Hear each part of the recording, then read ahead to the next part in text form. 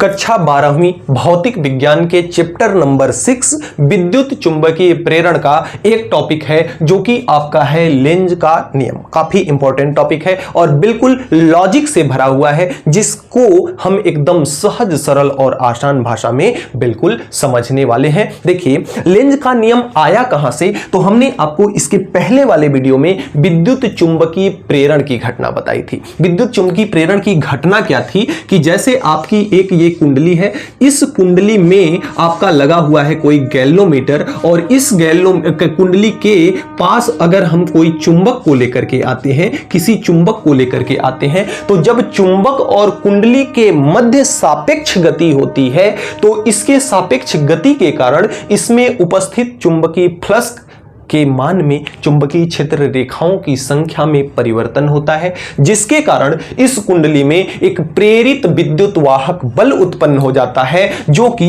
इस कुंडली में धारा को क्या करता है, प्रेरित करता है, धारा को उत्पन्न करता है, धारा के जो इस कुंडली में धारा बह रही है उसका कारण होता है। अब वहां पे हमने फैराडे के अनुप्रयोग में फैराडे के अनुप्रयोग में पढ़ा था कि जो इसमें उत्पन्न विद्युत वाहक बल होता है वह किसके बराबर होता है, वह माइनस के d∅b बटे dt के क्या होता है, बराबर होता है। और वहां पर हमने आपको बताया था कि इसके साथ जो ये माइनस का चिन्ह आ रहा है वह लेंज का नियम है, यानी कि ये जो माइनस का चिन्ह है किसके कारण है, यह माइनस का चिन्ह जो है लेंज लॉज के कारण है। अब आखिर यही हमें आज के वीडियो में समझना है कि लेंज का नियम है क्या।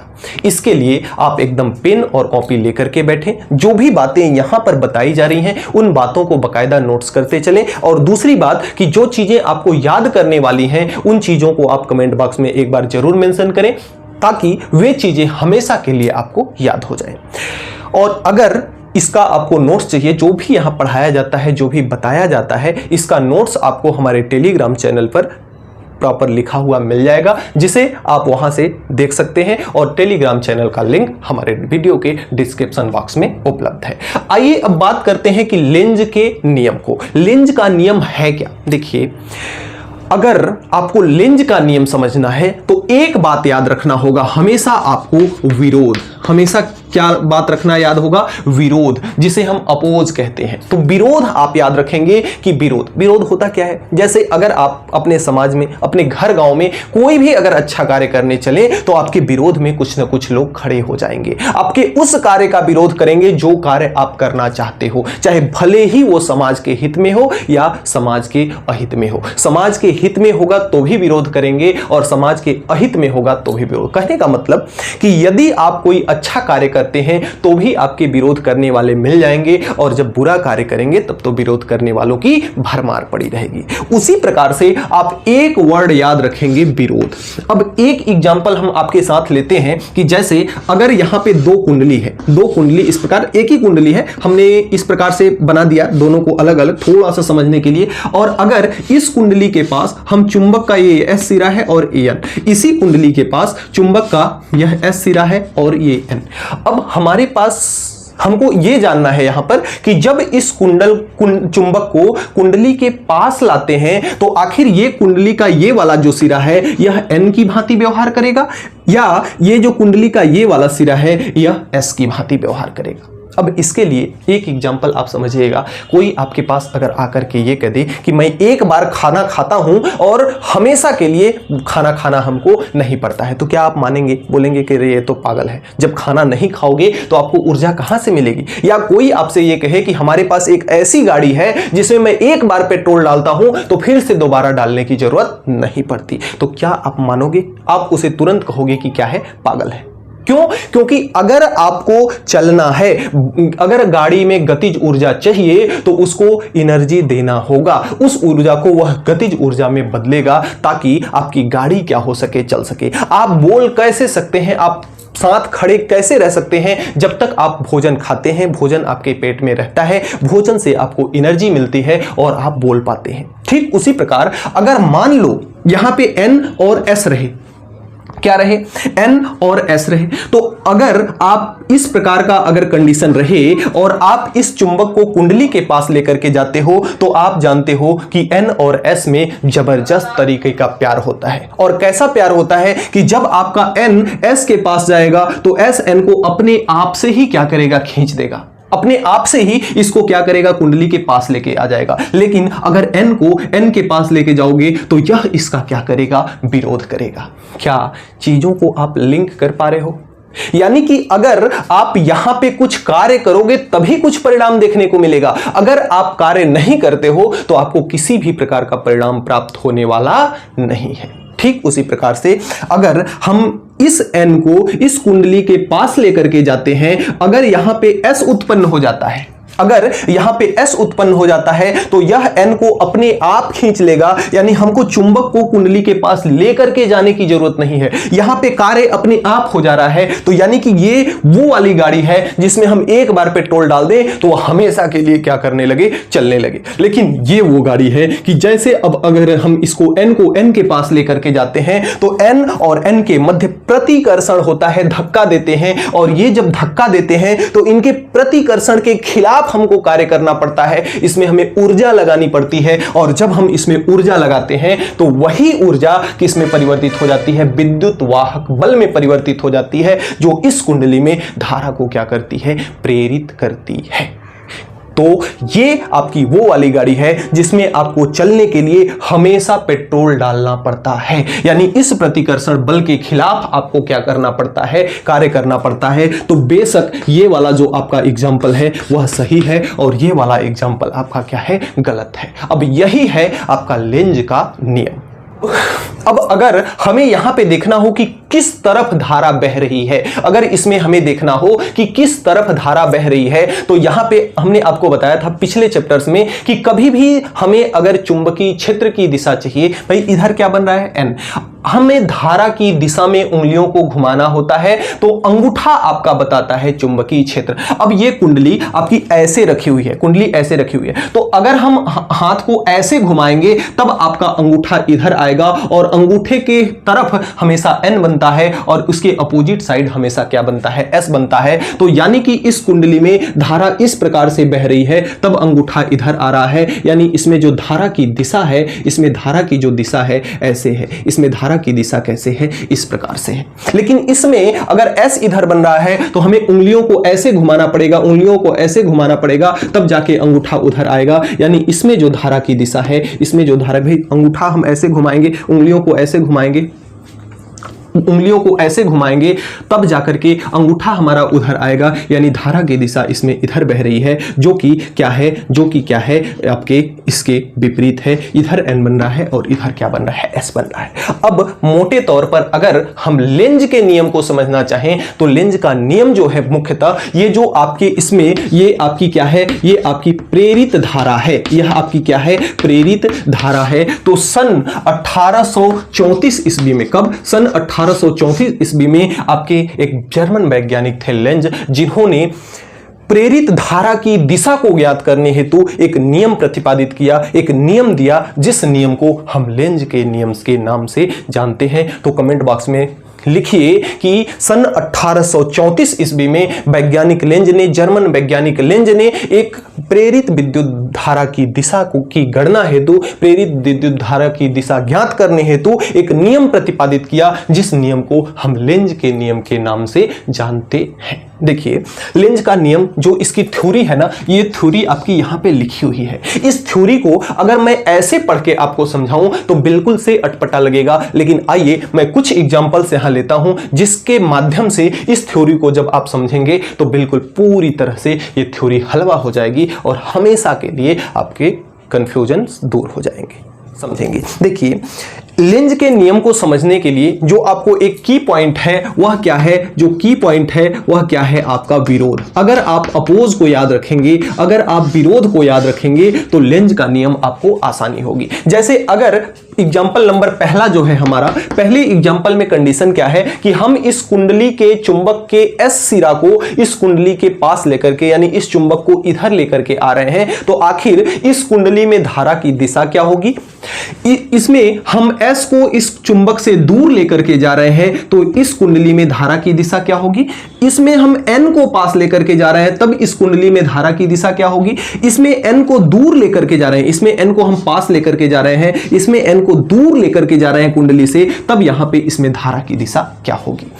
सबसे पहली चीज कि अगर इसमें हम S को लेकर के जाएंगे, अगर इसमें हम S को लेकर के जाएंगे तो यहां पे क्या उत्पन्न होना चाहिए? अगर यहां पे S उत्पन्न होता है, इस सिरे पे अगर S उत्पन्न होता है तो S और S के मध्य होता है प्रतिकर्षण, और प्रतिकर्षण के खिलाफ हमको क्या करना होगा? कार्य। यानी कि इधर आपका N बन जाएगा और इधर आपका क्या बन जाएगा? S बन जाएगा। ठीक उसी प्रकार से जब इस चुंबक को दूर लेकर के जाएंगे तो इस कुंडली में धारा इस प्रकार से बहेगी कि यहां पे आपका N उत्पन्न हो जाए जो कि इसके दूर ले जाने का विरोध करे, यानी इसको दूर ले जाने में भी हमें कार्य करना पड़े, क्योंकि N और S के मध्य आकर्षण हो जाता है, यानी N S को अपनी ओर खींचेगा और जब हम इसको जबरदस्ती लेकर के आएंगे तो यह इस पर बल लगाएगा और जिस बल के कारण इसमें एक प्रेरित विद्युत वाहक बल उत्पन्न होगा जो कि इस कुंडली में धारा को उत्पन्न करने का कारण है। इसी तरह से N को अगर इसके पास लेकर के जाएंगे तो यहां पे N उत्पन्न होगा ताकि इस N का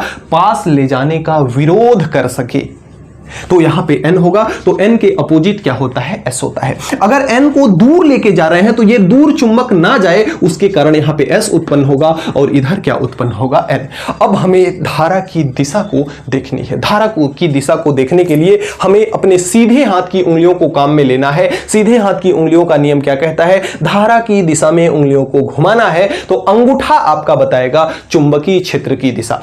दूसरी बात कि ये जो जिधर चुंबकीय क्षेत्र अंगूठे का आता है उधर हमेशा नॉर्थ पोल बनता है, तो यहां पे N आ रहा है, यहां पे क्या आ रहा है? N। यानी कि अगर हम अंगूठे को इधर करें तो उंगलियां हमारी इधर अंदर से बाहर की ओर घूमेंगी, अंगूठे को हम इधर N की साइड में करें तो उंगलियां हमारी अंदर से बाहर की ओर घूमेंगी, यानी कि इसमें धारा की जो दिशा है ऐसे जाएगी। इसमें धारा की दिशा अगर ऐसे जाती है, इधर से इस प्रकार से जाती है, तो जो आपका यह कुंडली है इसमें S इधर बनेगा, N इधर बनेगा।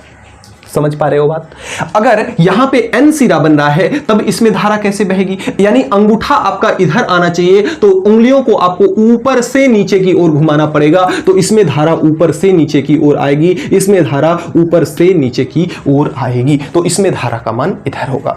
इसमें N इधर बन रहा है यानी उंगलियों को हमें ऊपर से नीचे की ओर घुमाना है, तो इसमें भी धारा की दिशा ऊपर से नीचे की ओर आएगी, इसमें भी धारा की दिशा ऊपर से नीचे की ओर ऐसे बहेगी।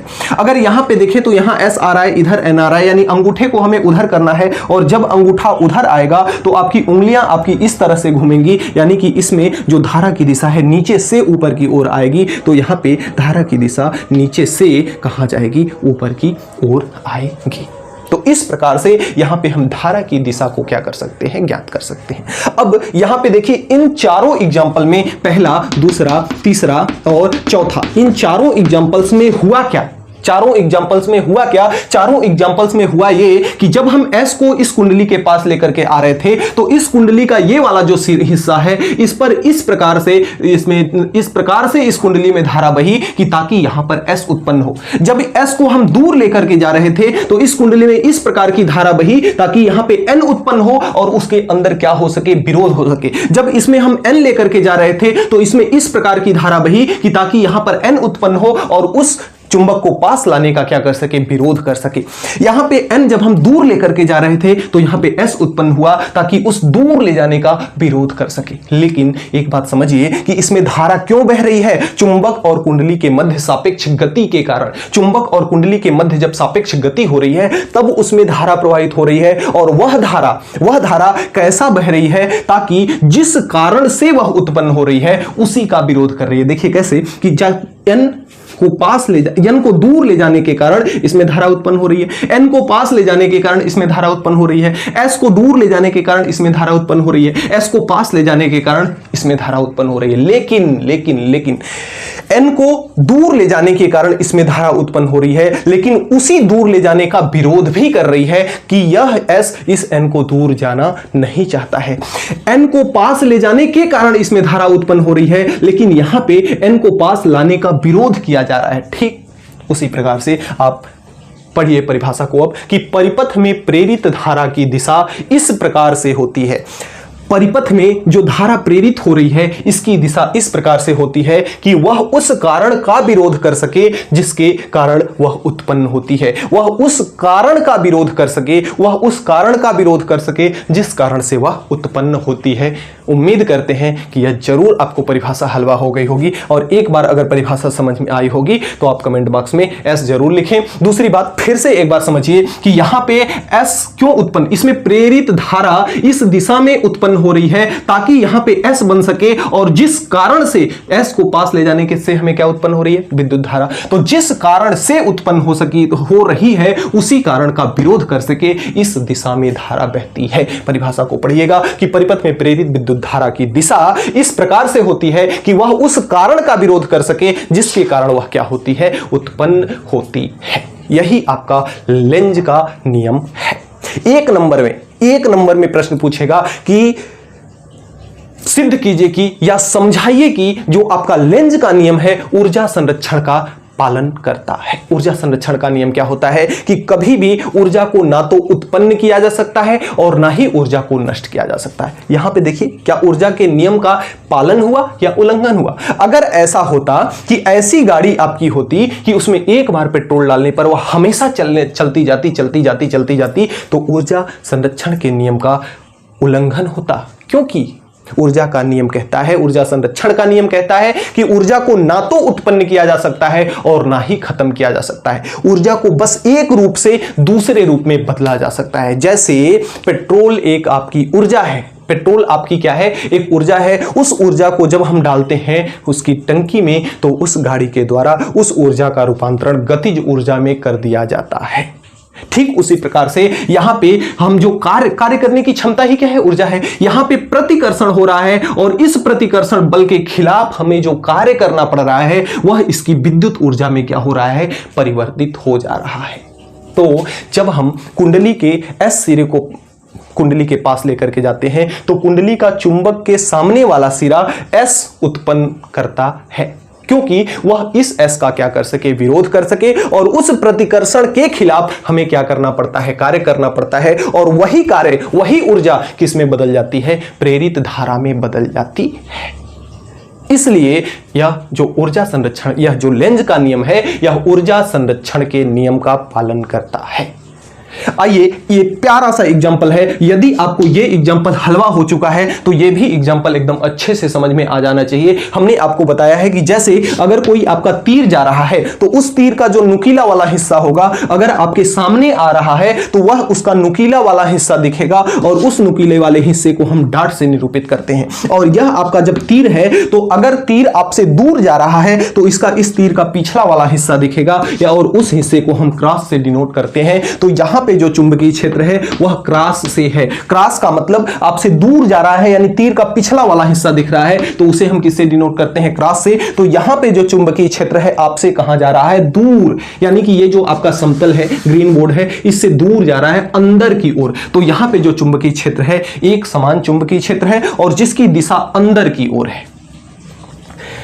अंतर क्या है, हमें यहां पे यह ज्ञात करना है। इस कुंडली को इस चुंबकीय क्षेत्र में ला रहे हैं और इस कुंडली को चुंबकीय क्षेत्र से बाहर की ओर ला रहे हैं। तो आखिर इस कुंडली में धारा ऐसे बहेगी या इस कुंडली में धारा ऐसे बहेगी, यानी इस कुंडली में धारा की दिशा हमको ज्ञात करनी है, जिसके लिए हमें एक एग्जाम्पल चाहिए। क्या, एक हमें की पॉइंट चाहिए, विरोध। क्या विरोध होगा, अब देखिए यहां पे देखिए, यह आपका जो कुंडली है, कुंडली जो ए बी सी डी है, कुंडली आपकी ए बी सी डी, जो ए बी सी डी कुंडली है, ए बी सी डी कुंडली चुंबकीय क्षेत्र से बाहर जा रही है, चुंबकीय क्षेत्र से बाहर जा रही है। मान लेते हैं कि यहां पे ये कुंडली चल करके आ गई यहां पर, यानी कि इतने पे आ गई। अब यहां पे जो चुंबकीय क्षेत्र है, यहां पे इसमें क्या बन रहा है, क्रॉस, अंदर में क्या है, क्रॉस है। और जब यह कुंडली बाहर जाना चाहेगी तो इसमें कमी किसकी होगी, कमी होगी क्रॉस की, क्योंकि जब ये बाहर जाएगा तो यहां पे जो क्रॉस बन रहा है वह घटने लगेगा। भाई यहां पे जैसे जैसे बाहर जाती जाएगी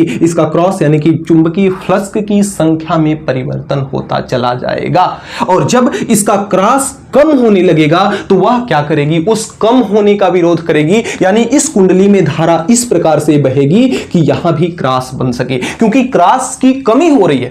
ध्यान से समझिएगा, क्रिटिकल है। अगर ये चीज समझ में आया है तो ये भली भांति समझ में आएगा। देखिए, यह कुंडली इस चुंबकीय क्षेत्र से बाहर जा रही है, इसके अंदर जो चुंबकीय क्षेत्र है वह क्रॉस के रूप में है, यानी अंदर जा रहा है। तो जब यह कुंडली इस चुंबकीय क्षेत्र से बाहर जाएगी तो ये चाहेगी कि जो इसमें कम होगा उसको कम होने से रोके, यानी उसका विरोध करे। तो इसमें जब कुंडली जैसे जैसे बाहर जाती जाएगी, इसके क्रॉस, जो क्रॉस के रूप में चुंबकीय क्षेत्र है वह कम होना शुरू होगा। तो यह इस कुंडली में ऐसी धारा बह जाएगी कि इस क्रॉस का क्या कर सके, विरोध कर सके। यानी क्रॉस का मतलब इसमें चुंबकीय क्षेत्र अंदर की ओर है, यानी अंगूठा आपका अंदर की ओर आना चाहिए। यानी अगर इसमें धारा की दिशा देखें तो आपका अंगुली इस प्रकार से घूमेगा, तब जाकर के अंगूठा आएगा अंदर की ओर। यानी इस कुंडली में धारा आपकी इस प्रकार से बहेगी, इस प्रकार से, यानी धारा ऐसे बहेगी, यानी डी से सी की ओर। यानी इस कुंडली में धारा आपकी ऐसे बहेगी, धारा आपकी ऐसे बहेगी, इस प्रकार से बहेगी, तब जाकर के अंगूठा आपका अंदर की ओर आएगा, यानी क्रॉस की ओर आएगा। और यहां पे क्या बनाया जाएगा, क्रॉस बनाया जाएगा। यहां पे क्या बनाया जाएगा, क्रॉस बनाया जाएगा। दूसरी बात, अगर यहां पे चलें तो यहां पे देखिए कोई चुंबकीय क्षेत्र नहीं है, यहां पे कोई भी चुंबकीय क्षेत्र नहीं है। और यह कुंडली जब यहां अंदर आएगी तो इसमें क्रॉस की संख्या क्या होने लगेगी, बढ़ने लगेगी। क्रॉस की संख्या क्या होने लगेगी, बढ़ने लगेगी। और हमेशा क्या किया जाता है, विरोध। यहां पे संख्या घट रही थी तो इसमें धारा ऐसे बही कि उस संख्या के घटने का, चुंबकीय क्षेत्र के घटने का विरोध हो सके, जिसके कारण यहां पे क्रॉस के रूप में आपका चुंबकीय क्षेत्र देखने को मिला। लेकिन यह जब इसके अंदर आएगी तो इसमें क्रॉस की संख्या बढ़ेगी। यहां पे क्रॉस की संख्या घट रही थी तो यह क्रॉस को बनाने का प्रयास कर रही थी ताकि वो घटे ना।